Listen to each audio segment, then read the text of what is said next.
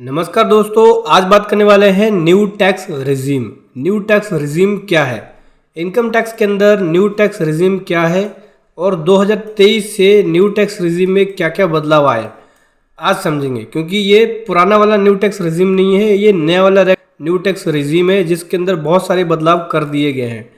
चलिए इसको डिटेल में समझेंगे कि न्यू टैक्स रिजीम क्या है, क्या लिमिट है, क्या रेट है और क्या आपको बेनिफिट्स न्यू टैक्स रिजीम के अंदर मिलेगा। डिडक्शंस क्या है, एग्जम्पशंस क्या है, बहुत कुछ आपको सीखने को मिलने वाला है इस वीडियो के अंदर।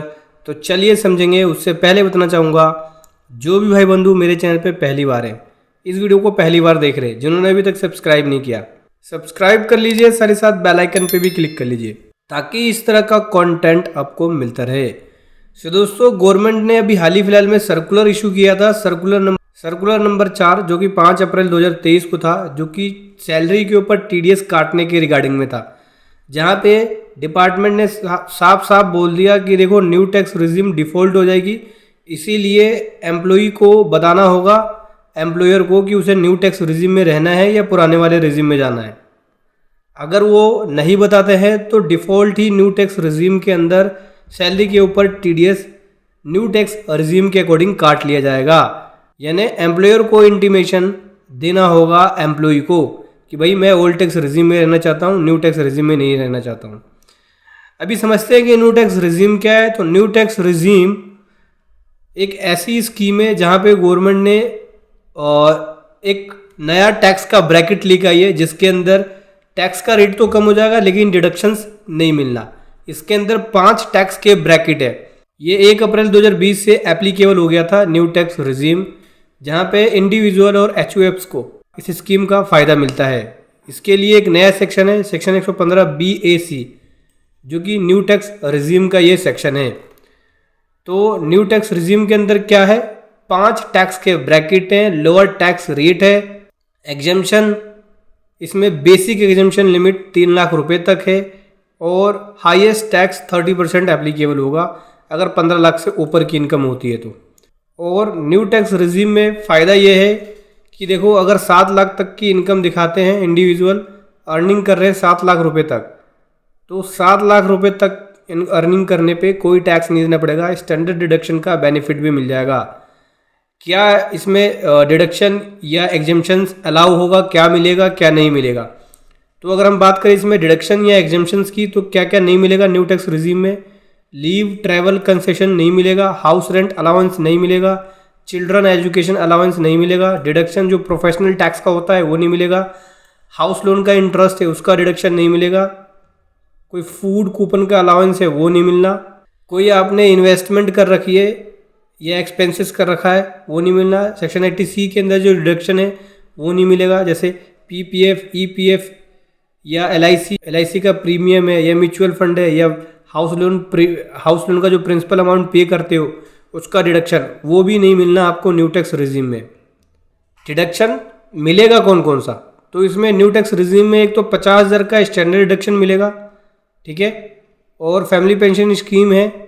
और डिडक्शन जो है वो सैलरी पर्सन के लिए मिलेगा जिनकी पेंशन इनकम 15,000 या उससे कम है, 1/3 पेंशन का आपको यहाँ पे मिलने वाला है डिडक्शन।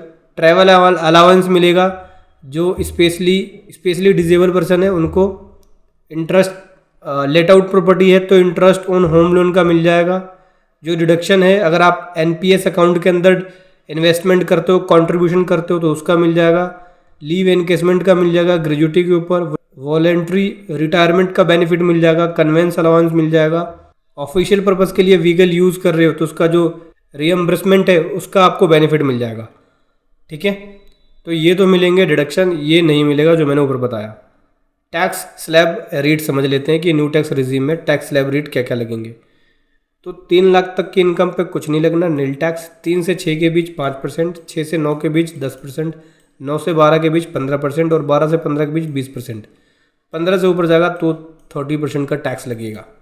15 से ऊपर गया तब 30% के ब्रैकेट में आप रहेंगे अगर आप न्यू टैक्स रिजीम को नहीं लेते हो तो।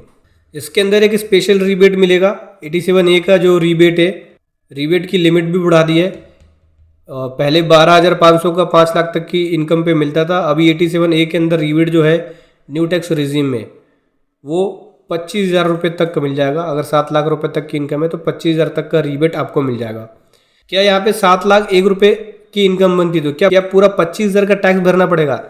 नहीं, यहाँ पे गवर्नमेंट ने कुछ चेंज भी किया है कि देखो, अगर आपकी इनकम 7 लाख से कुछ अमाउंट क्रॉस करती है, ठीक है, तो उस केस में मार्जिनल टैक्स का बेनिफिट मिल जाएगा।